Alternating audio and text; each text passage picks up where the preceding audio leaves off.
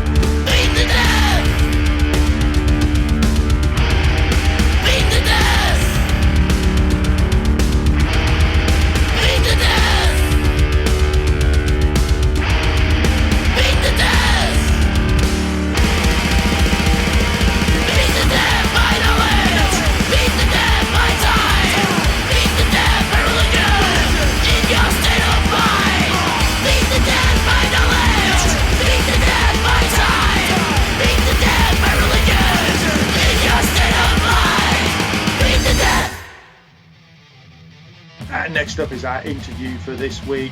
Welcome, Gama Bomb.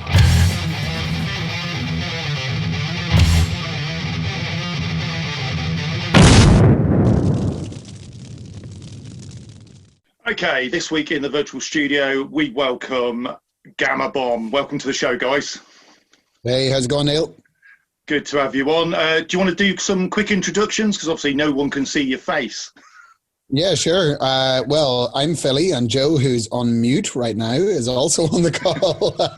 So I'm Philly Byrne. I'm the singer. Hey, there you go. My name's Joe. I'm the backing vocalist. Excellent. So Irish backing group. In this, yes. So you guys you've been together for quite a long time now, kind of 2002. Was the intent to make a career of being a thrash band, or was it was it just a bit of fun when you formed? I don't know, Joe. I think our ambitions were fairly narrow, right?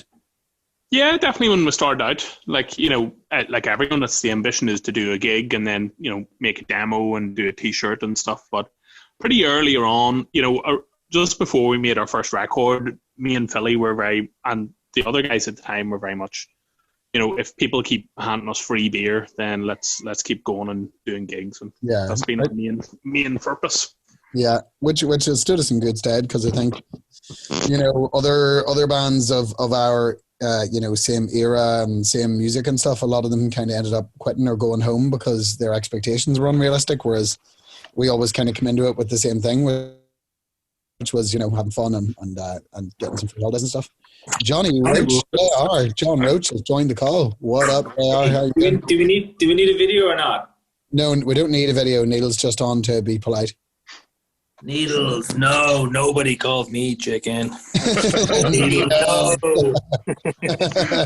No needles, nobody calls me chicken. Mark Fry. You are terminated. Read my. Oh no, I'm fired. Okay, look, enough Back to the Future 2. Well, never enough Back to the Future 2. So we were just talking about, when we started the band, as Joe said, we kind of had a tick list. It was like, play a gig, do a demo CD, get a t-shirt made, play a show outside Newry. I think were sort of the core things. And then as we tick them off, they kind of make other things possible. Once you have a t-shirt done, you're like, well, maybe we're going to do another one. Or when you play a show in Belfast, you could maybe play a show in Dublin. And so things just kind of knock on like that. But yeah, it's kind of crazy. I was drinking the other night there, and I was talking to somebody about it and just saying, it is mad how it suddenly is almost 20 years. It's a pretty big chunk of your life, to do anything for. I haven't even known my missus for 20 years and we have kids and everything, so it's kind of, it's mad. It is really weird because we still, we don't necessarily have the trappings of huge rock star success around us. So I suppose to us, we still feel like we're a little band, so it's kind of weird to be talking to people who are asking us about our legacy kind of thing when it feels like we've only just got started, So what was the scene like back then? Thrash has gone in waves over the years. Every 10 to 15 years you get another tranche of kind of bands coming out. What was the scene like, especially where you were in Newry at the time? I think I would say what genre at that time, right, Joe?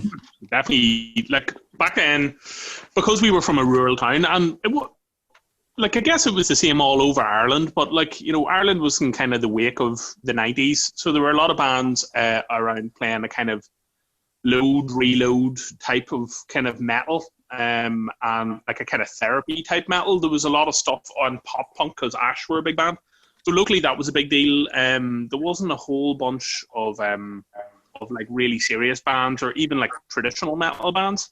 And in Dublin as well, I guess thrash around that time. Me and Philly went over to London to go and see Nuclear Assault and Testament whenever they did and Death Angel. They did a reunion show in 2003, and it wasn't sold out. And a lot of the shows that I remember going to around then, Exodus shows around Temple of the Damned and stuff, were not, there weren't 100 people at the shows. So it was still very much in its infancy, And then, as you said, Neil, obviously 5 or 6 years later, the ball had been kind of kicked into touch a little bit more, I think we used to, the example I always give was, we used to go around nightclubs in Belfast, trying to sell our demo CDs for £1 each, and we would have to rhyme off thrash metal bands, and we used to make a joke of how quickly you could say it, are you into Metallica, Megadeth, Anthrax, Nuclear Assault, SOD and Slayer? And if people then went, yeah, then you would go, oh, that's what this music is, you know, it's equated by this. So I think that tells you a lot about the state of it, you know, like it kind of, I don't know, man, it didn't exist at the time. And I think that, you know, the whole notion that genres can have revivals is itself almost a thing of the past now because of streaming. You know, streaming means you can listen to it. Yeah. And like, I suppose it's worth saying as well, like at that time, you know, we weren't even playing with metal bands. Like all our first 20 or 30 shows were supporting punk bands and doing shows with people like GBH and Poison Idea and things like that. Yeah, and the first time we did any international touring was with, you know, punk bands, people from the Misfits, that kind of thing. Because like at that stage, you know, being a super fast band was more related to punk than it was metal, you know? Yeah, like we really got in under the wing of that. So like, yeah, scenes, I don't know, man, it's almost like other bands are very, very much, their DNA is tied to a scene, you know. Loads of bands who become popular or successful do it because a scene existed. For us, we started without even really a genre existing, and then the genre and the scene came back and we were carried along with that, and then it's, you know, now it's kind of boiled down to its own level again. And it's kind of like I personally don't feel like we're a band from a scene or involved in a scene. You know, it's just kind of a thing that happened for a while. We're from a genre and we like that, you know. But like scene wise, I'm barely even conscious of what's happening now in Ireland, you know. So I was going to come on to that in a minute, but you know, see, was the time ripe for it though? You know, obviously, you know, without getting into politics and all that bullshit, you know, you're a couple of years after the Good Friday Agreement, and you know, things were changing in Northern Ireland for the better. You know, do you think that helped, that people had a bit of, you know, a new bit of freedom and a bit of, you know, feeling a bit safer, and you know, things got a bit more, you know, you could have a bit more fun? Yeah, I do think so. I think that any kind of sort of freedom or prosperity that came about as a result of what happened with the Good Friday Agreement and the end of the Troubles and the peace process. I think that we came of age at that time, you know. I was born in 83, so I was 15 when the Good Friday Agreement was signed. So I think absolutely that was part of this. It meant that at the very point that we became teenagers who wanted to go out and hang out and drink and chase girls around and stuff, it was much more, it was much more safe, and it was more sort of culturally open and free to do so, right, Joe? Yeah, absolutely. And also, you know, the idea of being able to go and play shows all around the country was a lot easier. And I guess if we had been about in the 90s and stuff, that wouldn't have been the case. You know, like obviously border, and also as Philly says, it wasn't particularly safe really, you know, traveling around the country like that. So yeah, and like, to be fair, we're such beneficiaries of the peace process that like I don't think we're even as conscious as we should be of what its effects on us were. I think it's just we were lucky enough to become teenagers and come of age at a time where things got better. Now, like, you know, to be fair, those things changed slowly. I remember being at like candlelit peace vigils as a kid and stuff, and you know, things did ease off over the couple of years leading up to the Good Friday Agreement, obviously without some absolutely horrible things that happened as well. But like, yeah, I don't know, I think we are, if we're a gang of globetrotting, party enjoying people, some of who are from the north, yeah, obviously the easing up of the situation there has a part to play in letting us do that, you know. Brilliant. So I know I asked you before, Philly, but what about where do you guys live now? Are you still, obviously, Philly, you've moved south of the border to enjoy the green, below Belfast, but what about the rest of you? Still living in Northern Ireland? I live in Newry, which is right at the border, but at the minute I'm about 3 miles outside Newry, and I'm in the south of Ireland. So I guess Newry has been always so close to the border. We've always sort of just looked at ourselves as being, you know, from the island of Ireland. You know, we don't really sort of and JR, you're really identify as north or south. We're just from the island, really, aren't we? Yeah, and JR, you're not living anywhere near there, are you? No, in Ireland I live in the southeast, Kilkenny area. It's about like an hour and a half from Kilkenny, Dublin. Yeah. But I live in London. That's where I work and live, which is a Ryanair flight away from Ireland. We've always been sort of back and forth, you know, that way. Yeah. So what about your own musical taste these days? You know, you know, when you started off, you were kind of, I guess, getting into that the thrash back catalogue, I guess, you know, the things that we all, you know, some of us saw when it first came out back in the late 80s, and you kind of, I guess, picked it up as teenagers. What, you know, are those musical tastes changed over the years? Have you kind of, or are you still thrashers at heart? It's kind of like the rings of a tree, though, isn't it? Like, you know, musical tastes and tastes in art that you have, apart from in some cases where they're totally fads, you never tend to lose them, really. You know, you always have some affection for those things. So, like, yeah, thrash was a massive thing for me, and I still listen to some thrash. Obviously, other layers have developed over the top of that over time, you know. Like the other day there, I was really, really busy, and I had to get a couple of things done, and I was like, right, you know what, I need to listen to the Sandgrains EP by short-lived Dutch thrash band Brain Implosion. I think they're Belgian. Are they actually Brain Implosion? I think they are Belgian, yeah. The Belgian. So I gave that a spin, and like, yeah, so like still pull it out. I'd say JR and Joe, you guys probably listen to a lot more thrash than I do, right? Yeah, I listen to it like at least once a week. I have kind of a varied taste. Well, we all do. Like, I like my 80s synthwave pop. Like, I'm just looking at my Spotify playlist when you ask that question. So I could be listening to, like, I don't know, Ice House, or then I could be listening to Rhapsody. And everything in between. Like, that's the kind of thing, isn't it? It's that, like, me and Philly and the rest of the guys all got into thrash, and I suppose it was a bit of a reaction to new metal and stuff that was kind of popular at the time. Yeah. But like I don't know, the heaviest band we probably ever listened to was like Dark Angel or Sodom. You know, we tend to go in the other direction towards Skid Row. Yeah. Like, so out of the original band, none of us ever really developed into listening to a lot of death and stuff like that. Yeah. Whereas like John has a history of playing in death metal bands and has a death metal side project and has done a whole bunch of different stuff, you know. So. And Damo too, like Damo's a big fan of Carcass and stuff like that. So yeah, you know, we mix it up. Like at the minute I've been annoying Joe loads, I'm obsessed with 60s French music. Man, there's so much amazing breakfast music in that. If you're having breakfast, these are the tunes for it, you know. So I've just been going mad digging into Spotify to find all these fucking obscure 60s French pop hits and digging those, you know. So like, yeah, I like to have an eat time, you know. That's the thing with like Spotify. You'll just find these little gems. Like, you know, it doesn't have to. It's just totally off radar. Like of a Philly, like he just found this like French kind of 60s vibe music, and then like you kind of just go down. It's like the Wikipedia rabbit hole where you just keep like clicking on links, and you just, you know, you start off with like, you know, President Bill Clinton, and then at the end of the night, you're looking at like, you know, nuclear physics. You know, you're looking at blowjobs. That's what the Spotify rabbit hole does. Like those recommended artists, and you just keep going and going, and it's just like, how did they end up here? Like, you know? Yeah, very true, man. Where do you sit on the whole Spotify things? Obviously, as a punter, Spotify is brilliant, and you can go disappearing, as you say, down these rabbit holes.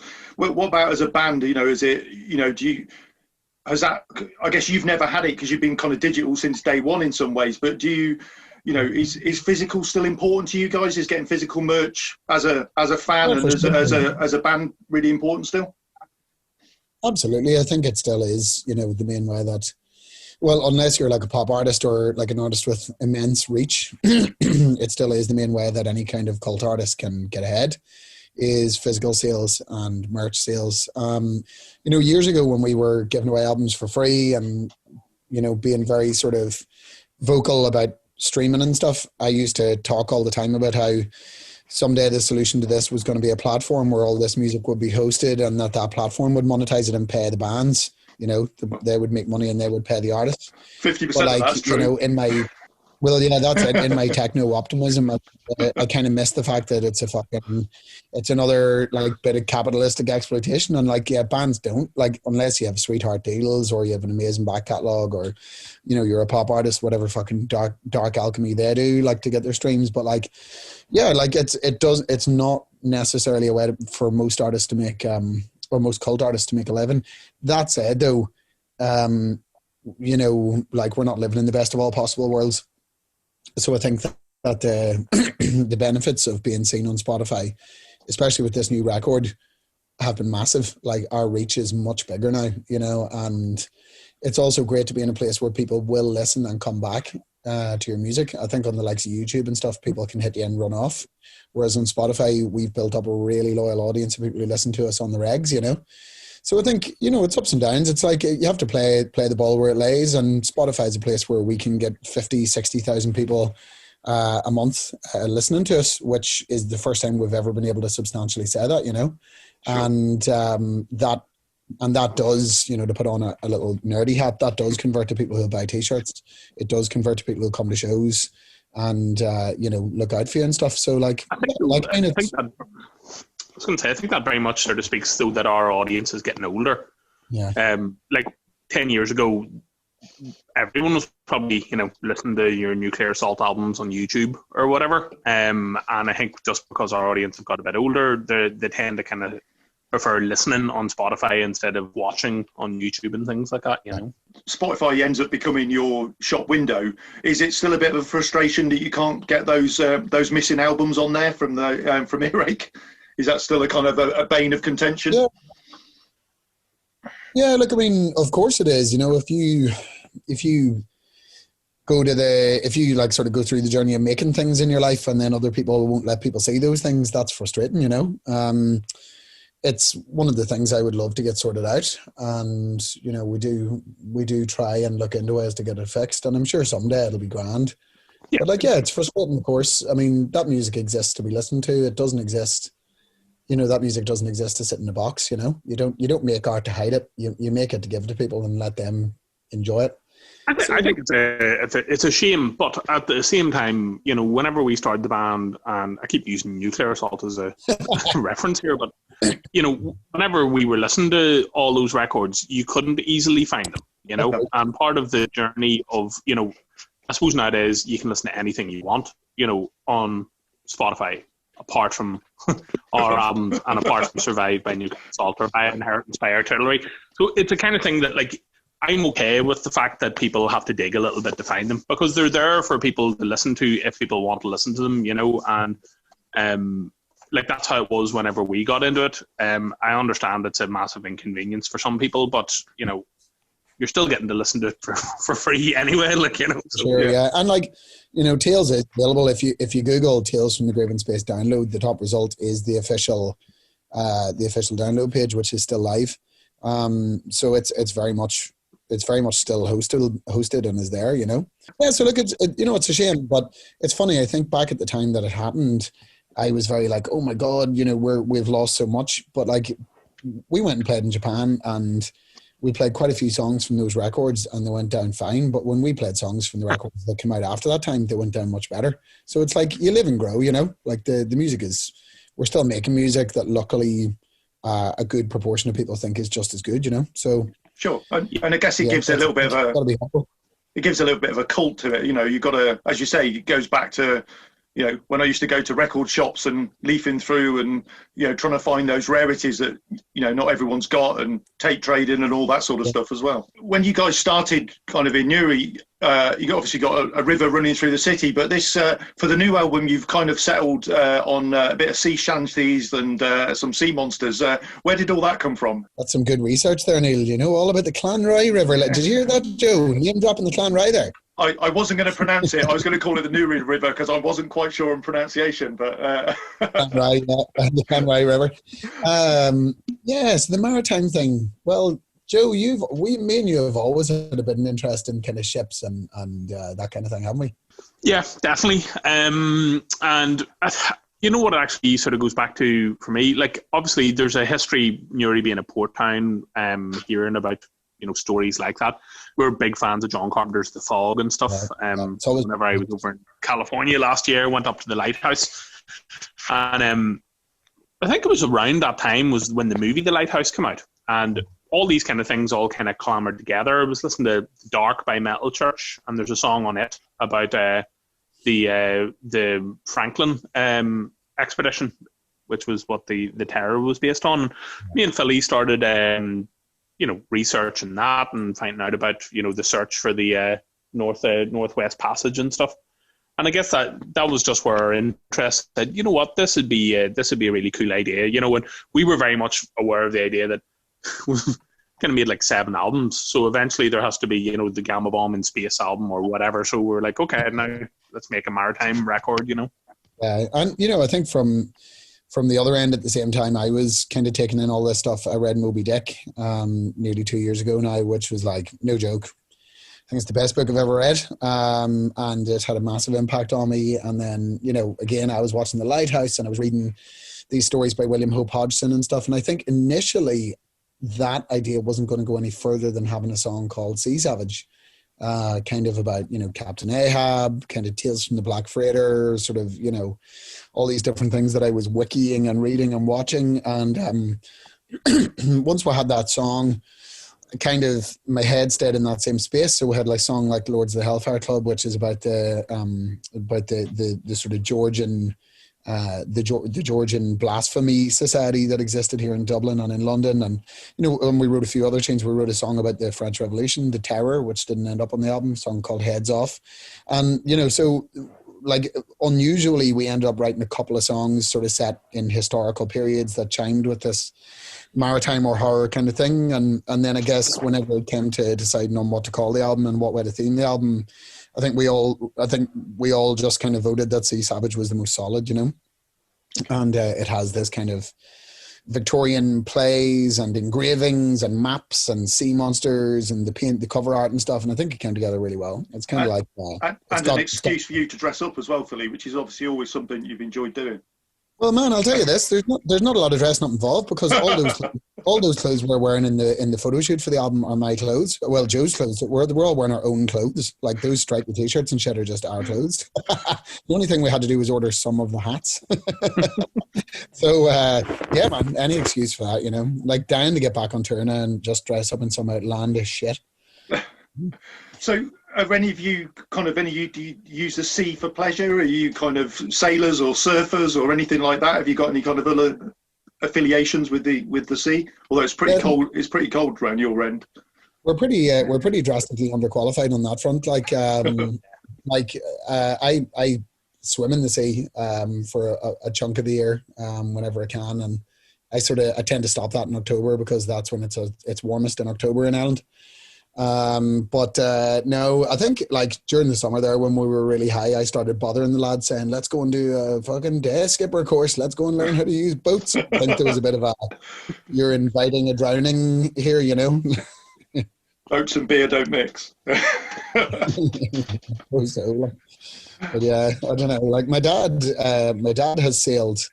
And my grandfather was a sailor in the merchant navy and stuff. So like, there's a bit of it in the family, but like, yeah, not for me really. Yeah, you like water sports? Water sports, nice. Not the same sort. Yeah. Talking about, you kind of spoke about some of the tracks on the album there. You know, the Judo Killer, you know, I think comes across as your homage to Judas Priest. It's probably got kind of more Rob Halford's kind of codpiece drawer than anything else. And Miami Supercop, which came out the other day, is kind of Miami Vice, Grand Theft Auto. You know, where do all your themes come from? Is it just is this an amalgamation of what goes on in your head and it just ends up on paper and on lyrics? Yeah, honestly, man, it's kind of like I don't know. It's kind of I don't know what the analogy I'm trying to make is, but it's like, you know, it's like you kind of eat different stuff as you move around, and then you kind of shit these ideas. It's like intellectually you're eating and shitting, you know. So like, you know, Judo Killer was Damo reading up about Kano Jigoro, who's the founder of judo, and Kyuzo Mifune, who's his right hand man. And then he's telling us how kick-ass these stories are about them, you know. And we're reading up about it on Wikipedia, and then I went and bought the book, E.J. Harrison's The Fighting Spirit of Japan. I'm actually looking at a copy of it now, hardback. And, you know, we went and got that book, and it tells you all these amazing stories about how, we're talking like in like Edwardian times in Japan, like they're in massive fights in diners and this kind of thing, you know, like they beat up like a dozen men and stuff who were being ruffians. And I think, you know, that became Judo Killer. You know, and then Miami Super Cops, that was Damo actually. Damo, we all sort of were slightly obsessed with those Italian cycle movies, and Damo got very into Miami Super Cops, and I think he just needed to get it out of his system, so like usually it is things like that. Usually it is things that kind of come into our heads or things that we read about, like Iron Blood. When I was a little kid, people, obviously this is a UK podcast, so but in the UK, Action Force toys, before they became G.I. Joe, the follow-on to Action Man, the smaller guys. Yeah, they were made by a toy company called Palatoy. And when I was a little kid, that was the main, and I'm sure when Joe and John were as well, that was the main kind of action of G.I. Joes, were Action Force ones, and the bad guy was called Baron Ironblood. And when I was a little kid, I had the Baron Ironblood action figure, and I just loved it, and I loved his name, and I just thought it was, when I was like 4, I thought it was amazing. And just recently I was reading up, I was like, oh, what about good old Ironblood? And when I read up the Wikipedia page about him, I was just like, oh my God, this needs a song. He's the most low detail villain you've ever heard of. His entire goal is, or what's his only goal is the downfall of all governments. I don't know what he wants out of that, but so kind of reading things, watching things. Joe, where do you get your fantastic ideas? Like it's the kind of same thing. It can be very difficult sometimes to like edit yourself about this kind of stuff, because whenever you like specifically crap movies or things that were massively like, we don't really like Terminator 2 as much as we love the idea of John Connor's moodiness and his ginger friend. Like we thought that was hilarious, and we're like, let's write a song about being John Connor and all your massively confused emotions and things like that. Yeah. So, stuff like that. But like, so there's one of the tunes that on the album Shere Khan, and the riff for it came about from listening to that song Yeah Yeah by Georgie Fame. And I got there by looking up the suicide of Richie Edwards, and the bridge that he jumped off was the bridge that George Fame's wife had jumped off. And then I was listening to that, and then somehow the riff appeared from there. So again, I think the answer to all these questions is brain damage of some description. John, where do your riff ideas come from, John? Riff ideas? Scarier. I don't know. Whatever I've been listening to, I just I don't know. I'm just so original. What it is. Excellent. I think the real answer is exploited. Yeah. So what about your songwriting process? Are you riff driven, or are you theme driven, or is it a kind of amalgamation of both, depending on who comes up with the track? A bit of everything, really. So, like if someone has a massive hard-on for an idea, like Dom will be like, we're going to have a song, Miami Super Cops. He wrote all the lyrics and all the music because he was so gung-ho about that.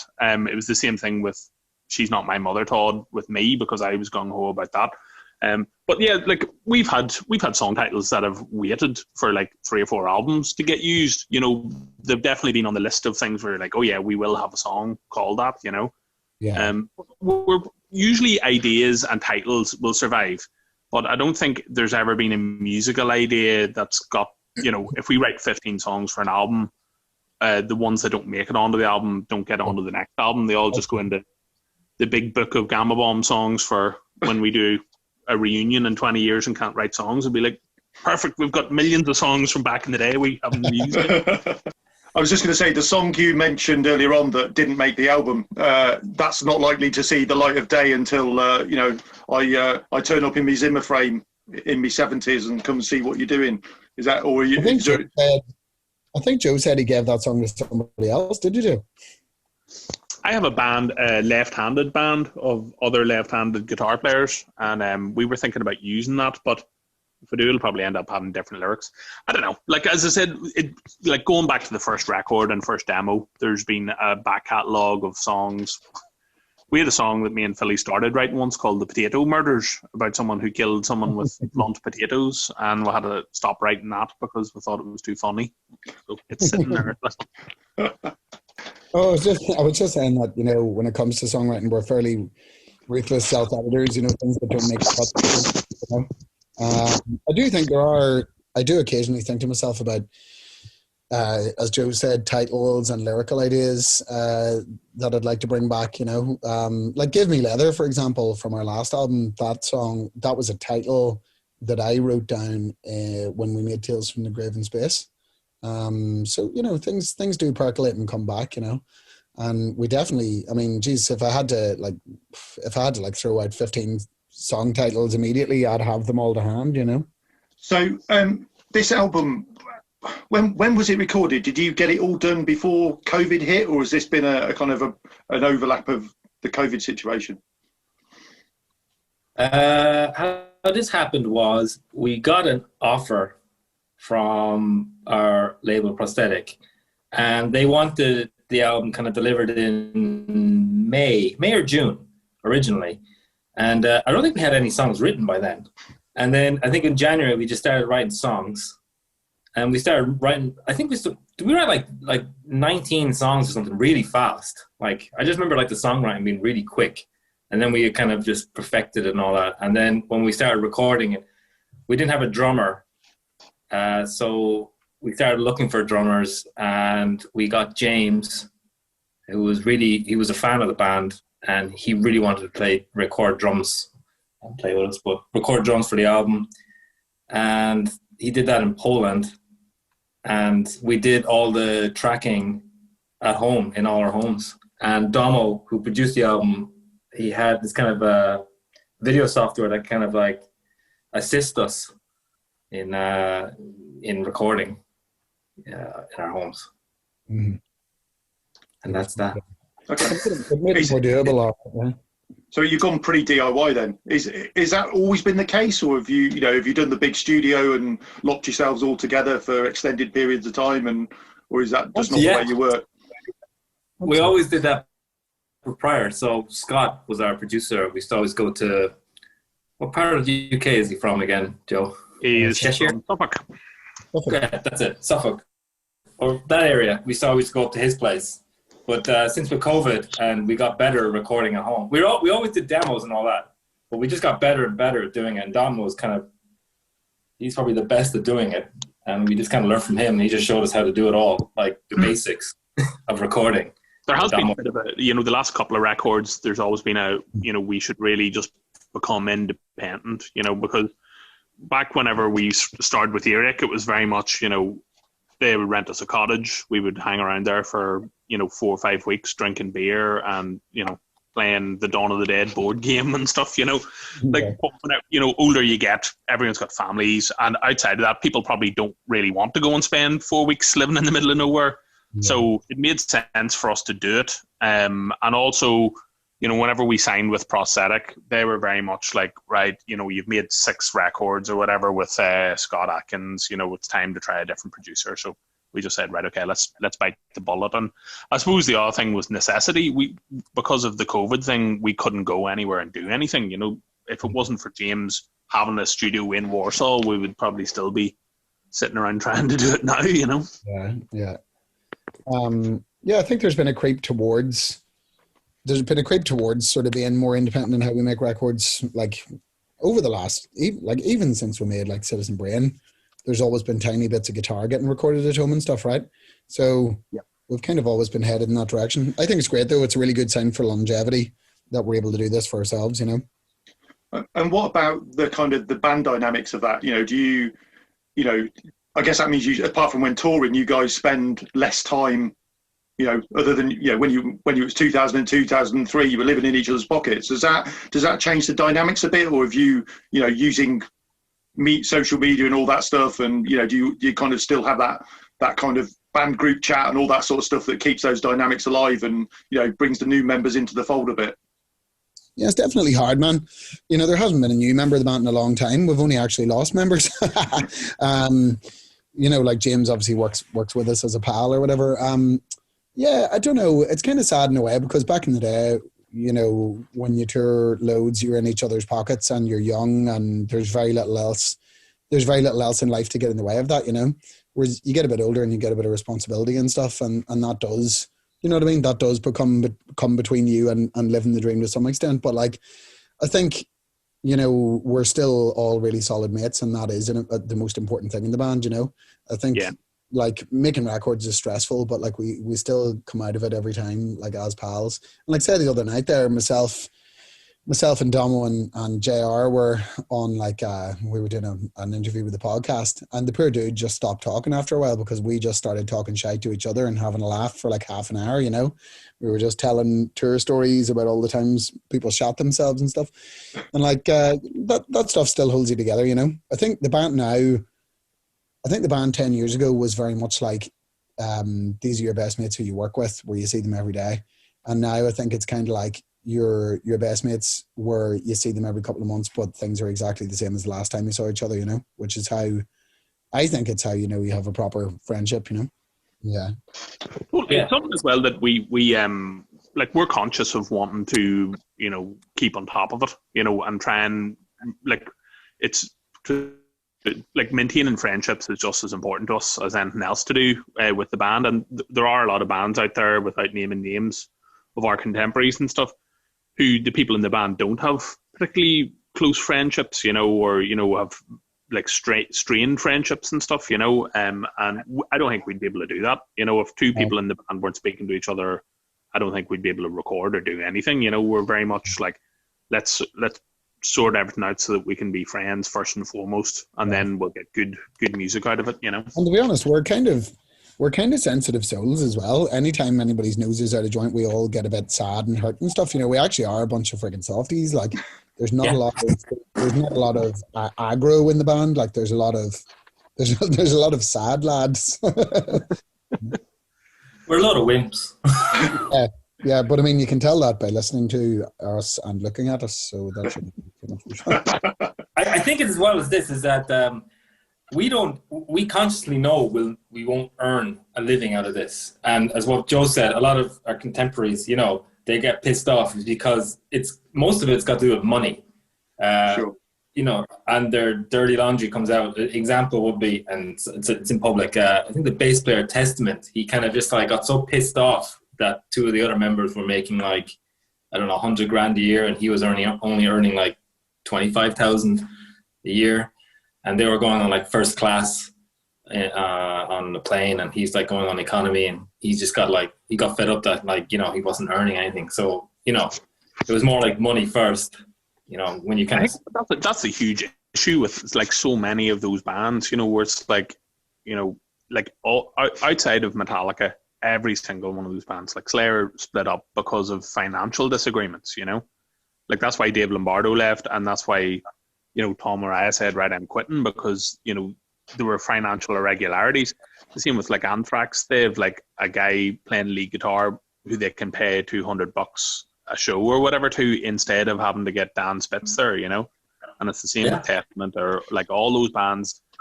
Two guys run the show, like Overkill or whatever, and you just hire a dude because it's better to have some dude you can hire instead of having your friend there. You have to, you know, treat equally or whatever, you know. Do you think that's a bigger problem with the older bands that, you know, when they were, you know, there was a lot of money about in the music industry, the kind of late 80s and things like that, and, you know, lots of record sales, and these guys were getting sent, you know, to recording studios in exotic places and all that, and, you know, because you came in at a later time when all that shit had gone and no one was making money from music, is that, you know, does that set your expectations in a lot different place, and, you know, you say you're just happy to play? Well, I mean, to be honest, I think those bands didn't actually make that much money back then either. I think they were just hoping that they'll make as much as Metallica, and they were always just hoping. So after the third album, the fourth album, that's why most of them probably broke up, because it's like, I can't earn any money out of this. And then when they get the offer, like a tour 10 years later, you know, 500 quid a gig, and then they kind of go, well, I need the money. I think the debts were fairly spectacular back then too, you know. People amassed pretty serious tour support bills and stuff. But like, look, I mean, it's a different world. You can't, you know, we can't exactly do apples to apples here because it's so fucking such a different game. I do think that for legacy bands like those, as Joe says, there tends to be a lad or two lads in charge, and to be honest, it'd be impossible for those bands to maintain themselves for this long if there wasn't a certain degree of one rule for them, and then you know, boiler suits for the rest of the lads kind of thing. Like, stick around long enough and Slipknot will be two lads, you know. It's like, yeah. So But you know what I mean? Like that's just how it goes, you know. Kiss but is too certainly it's certainly a problem, say from a fan point of view, of knowing that like all these bands would be, their songs and songwriting would be a lot better if they had the original people involved, you know. Yeah. And sometimes that's the kind of thing. It's like, if this Megadeth album doesn't sound like the good ones, it's probably because Marty Friedman isn't there, you know, or, you know, that kind of thing. If you're missing a big, huge, important piece of the puzzle, then that's what the problem is, you know. Yeah, but I mean, I was just thinking about it the other day because, you know, I was recently reading Rob Halford's autobiography, and it's like, you know, when Priest had Tim Ripper Owens, there was no reason for Judas Priest not to be still famous. Do you know what I mean? There was no reason for them. They'd been an absolutely colossally famous band, and then suddenly they just absolutely went down the toilet. And it's because that alchemy wasn't there. Without the right people in it, you just can't do it, you know. And it's actually really lucky that they've managed to retain that now, you know. Like sometimes when it's gone. But like, yeah, look, that's not a problem for us. Like we're only in this. We're in this because it's a fun thing to do, and it's great to express yourself and you know, have a creative outlet in your life. And because we're mates as well, like not having the whenever those bands that we were speaking about were under pressure, because like, you know, Metallica brought out the Black Album and their managers or labels were saying, you know, your friends just sold 5 million copies of this album, you know, why don't you try and make something like that? Like nobody has ever, from any label, has ever approached Gama Bomb saying, why don't you try making a commercially successful sounding record, you know? So it's nice to be able to just exist in our artistic world where people are like, yep, you know, you're like I keep saying, if your heroes are bands like Flotsam and Jetsam and Raven, you're not going to be worrying about selling millions of records, you know? Yeah, that's it. Like, you know, and I think like Prosthetic and the labels who have backed us over the years generally tend to get that too. Like, you know, a lot of like, and this isn't just true for music, it's true for writing, it's true for painting, it's true for sculpture, it's true for every kind of art that people make. A lot of the industries and the structures that are in place nominally to put that art out there, you know, art dealers, galleries, record executives, book publishers, agents, those people are actually the barrier to people seeing that art. Those people are actually the fucking gate that prevents art from getting out to people. So when you, like, as people who like make music, when you get to work with people who have a bit of business sense, but also acknowledge that they're there just to support your fucking mad niche art, I find that really heartening, you know, because that's proper commitment there, you know, that's people putting their money where your nonsense is. And we've always been very lucky to meet those people. You know? Yeah, they're the real enablers rather than the absolutely, corporate absolutely. wankers. Like, like, you know, like obviously I'm sure Columbia Records would be very nice to be signed to, but they would never understand what the fuck it is we're doing, and they wouldn't get why it was so unpopular. whereas the likes of Prosthetic Records get that, and they understand it, and their expectations are in line with what you can do, you know. So like if we're successful in that front, you know, that we've met these people and that they can help us get the stuff out there. Brilliant. Right. The dock and the DeLorean have just pulled up, and you're going to take you back to 2002. What would you tell yourselves or warn yourselves about the next 20 years? Ooh, Jesus. Sort out your trousers, man. Like me and Philly and everyone in the band, I don't know what the heck we were thinking. I suppose it was because it was the 90s was still kind of going on in 2002, but like we're all like fucking like wearing cords and stuff like that. And like I remember cords as well. 12 years later, like ripping out Evil were wearing cords. Like Evil were wearing cords, and we're like, man, what are you doing wearing cords? These are nuts. Like, JR, did you just say you were wearing cords too? I wore cords, but they were like Levi's grey cords. Yeah, me too, man. Yeah. I would, let me think, what would I say? I would say grow your hair now. You know, it's okay to start growing your hair, just do that. Obviously I would slip myself some slivers of personal advice as well, like, you know, get away from that bird. Yes, avoid that bunny boiler. Or don't be the bunny boiler. all of the above, yeah. I think what I would say to people, I think what I would say to myself if I saw myself in 2002 is I would be like, this isn't just your weekend band, put as much time in as you can. That's what I would say. Do you know what I mean? Because I think back at the start of the band, I was still very like, oh, this is just us playing in the garage. And I remember, I'm sure Joel will remember well, like right back at the start of the band, we had a gig in Belfast and I went away with my girlfriend for the weekend and didn't tell anyone. You know, proper like I'm 19 type shit, like, you know. And I think if Marty and Doc Brown were going to bring me back, I would probably be like, yeah, man, don't fuck about, just get on with doing this, because you could be in a great position when things kick off, you know. Would you have listened? I probably would have. Yeah, I probably would have. I've always been a fairly pliable chap, you know. So maybe weird as well. It's like the musical. You can't. I'm sure John will agree as well. You can't, like, you couldn't force yourself to be better. Like if Future Me came back to 2002 me and was like, put that joint down and start learning some bass scales, I would have been like, no, are you mad? Like the only way to get good at songwriting or, you know, doing any of that is really just experience and practice. So, like, I wouldn't worry about that anymore. It's probably more the kind of, like, you know, think big and stuff. We kind of lost a bit of time at the start, because when we were doing the demos and stuff around that phase and doing all the punk shows, we could have probably made a lot more inroads, you know, and we cancelled some UK tours that were offered back then. And just, again, as Philly says, for stupid reasons, having a, like, 15-year-old drummer who wasn't allowed to leave the house and, you know, that kind of stuff. So, yeah, you would say take things more seriously. And you know what, man, like back then, like when we started the band, like unbeknownst to us, like Municipal Waste had started over in America. We should have been trying to write to them or fucking whatever was going, you know what I mean? Like we did get in touch with them fairly quickly when MySpace and all kicked off, but, you know, like we should have been reaching out trying to find bands and using the internet, which sounds insane. Yeah. Right? Of all the bands you've toured with, who's been your favourite and kind of why, I guess? Okay, what do you think, lads? No, it's kind of hard to tell. Like we have some, like, really good mates in bands and stuff. Like, you know, people like Evil and Bonded by Blood, who we've done, you know, so much, like done 70 shows in a row with and stuff like that. Or people who've taken us under their wing, like, you know, Bobby Blitz has always been really great to Philly, and Gary Holt and, like, Jack and all the Exodus guys have always been really nice to us. So probably someone like that, but it's kind of weird. Like, I think, John, since the time you joined the band, have we supported any bands, or have we always been doing headlining gigs?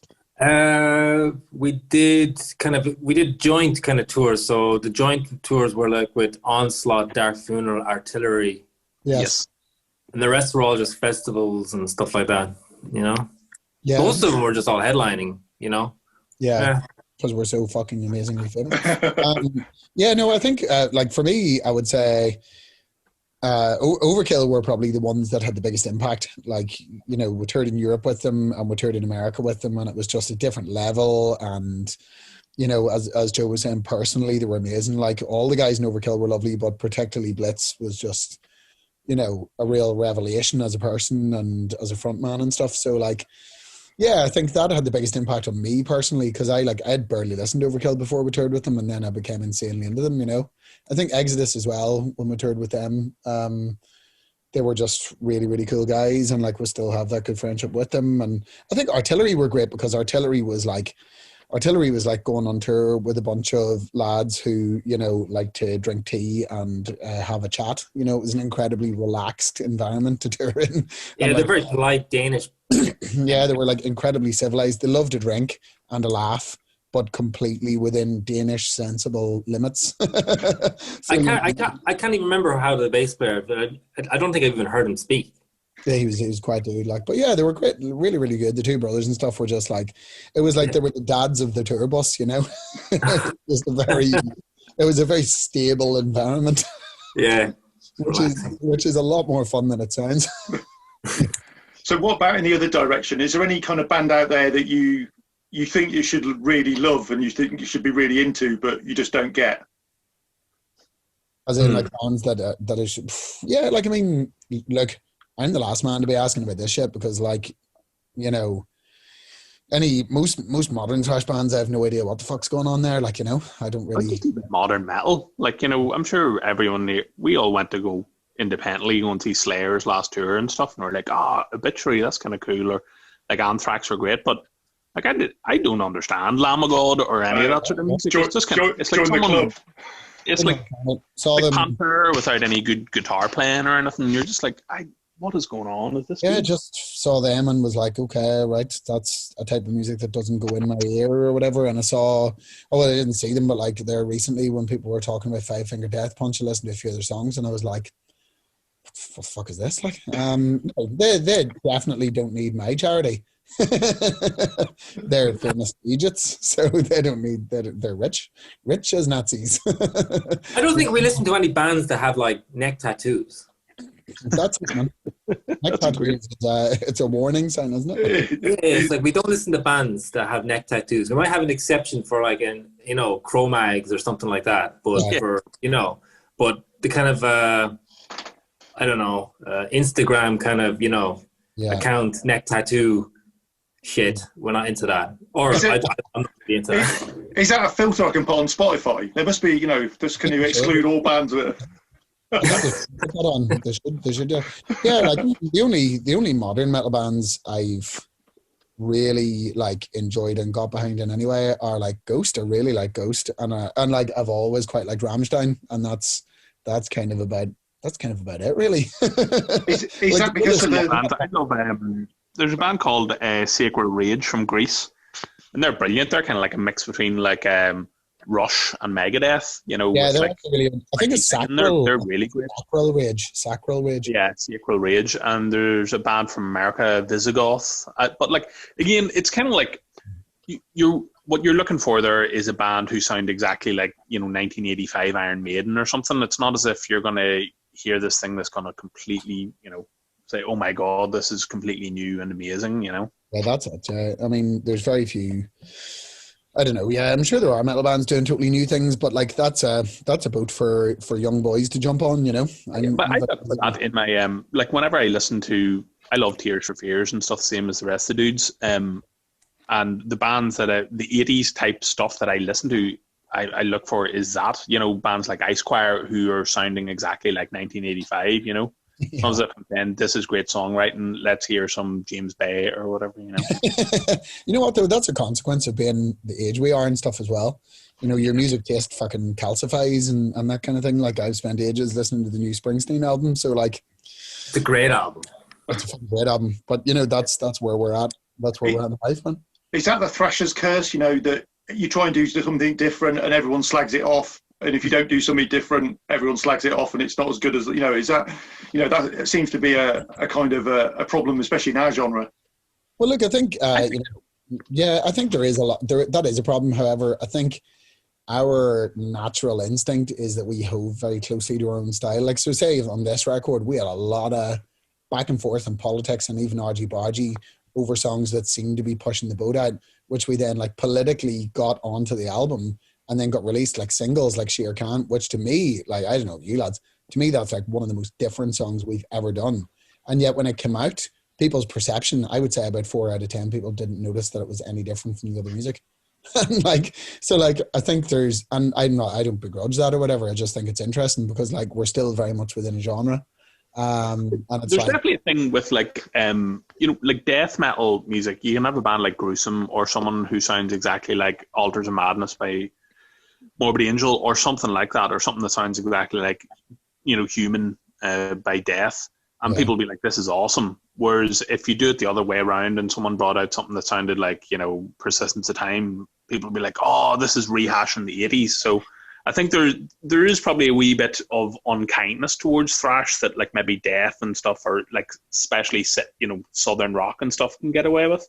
Yeah, but at the same time, like, I don't know, we don't really listen to our detractors. It's probably pretty obvious for people either if they're going to like it, the band or not, and we're definitely not on a mission to try and convince anyone of our merits, Yeah, it wouldn't if we were. You're not out there to convert people. If you enjoy it, get on with it, and if not, there's plenty more. Exactly. Absolutely, man. So, what's the oddest place you've ever played a show? We played some pretty odd places, man. Some pretty goddamn odd places. We were talking about this the other day. We played on the roof of a favela in Brazil. Brazil. Ah, yes. Yep, we did. Great memory. Rooftop bar made out of corrugated iron on the roof of that. We played on the deck of a cruise ship at 5 a.m. while it was absolutely racing through the Caribbean.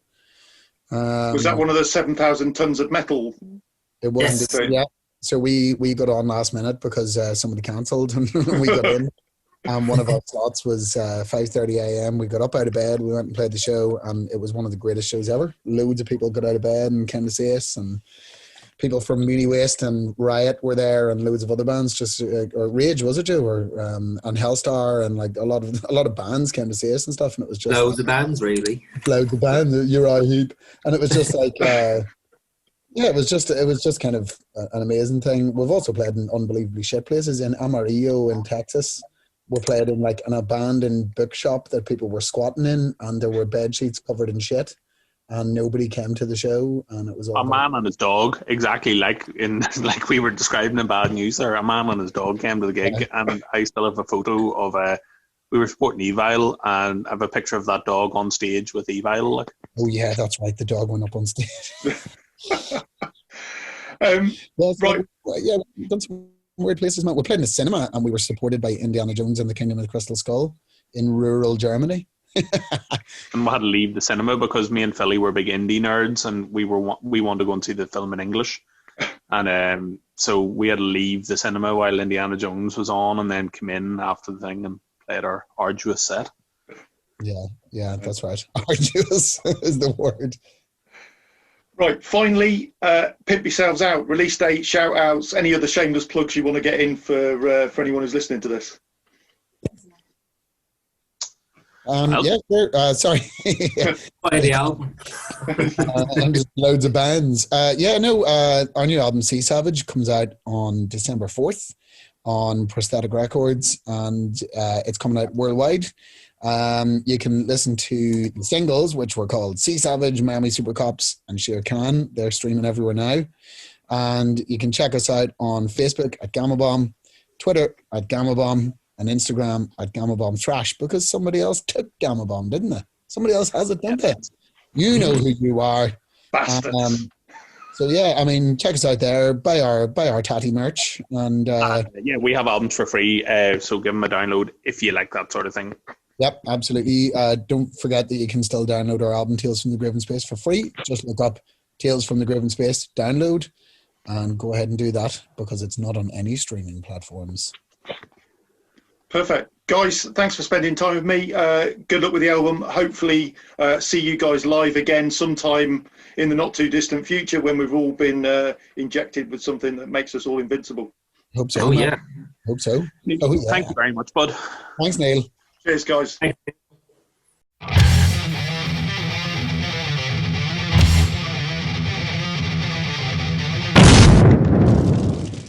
So that was Gama Bomb. Their new album, Sea Savage, is out today. Okay, also out today, we played this a couple of weeks ago. This is young Oldham Thrashers, Tortured Demon, and their single, Cold Blood.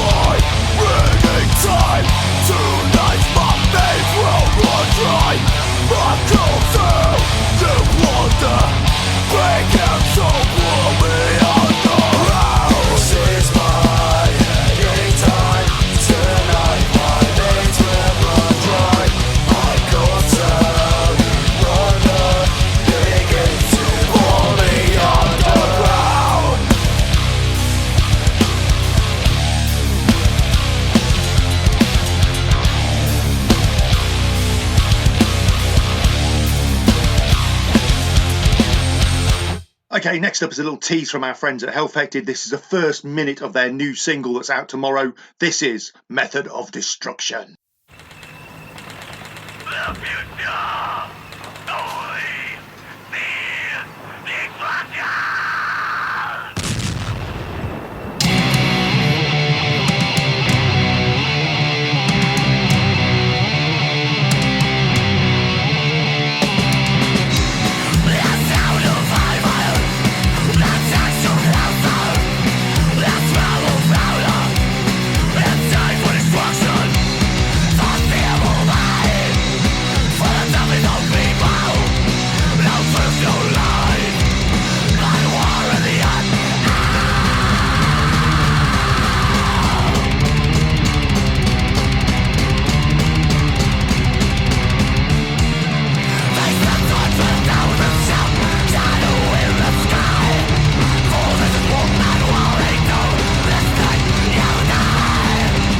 And that's all you're getting at that. If you like that track, it's available tomorrow. You can stream the fuck out of it and spread the evil.